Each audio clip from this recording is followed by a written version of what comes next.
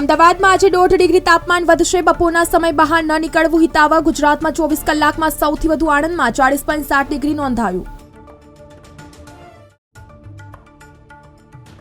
એક સાથે કેરીની આવક થતા હોલસેલ બજારમાં ભાવ 20% સુધી ઘટ્યા, પરંતુ વધુ નફાની લાલચમાં છૂટક બજારમાં વેપારીઓ ભાવ ઘટાડતા નથી.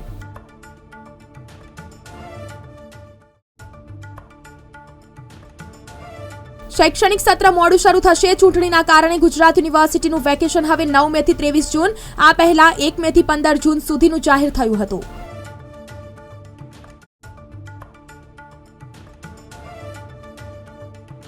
અમદાવાદનું મહેમાન બન્યું AN-124. વિશ્વનું બીજા નંબરનું સૌથી મોટું કાર્ગો પ્લેન SVPI એરપોર્ટનું મહેમાન બન્યું.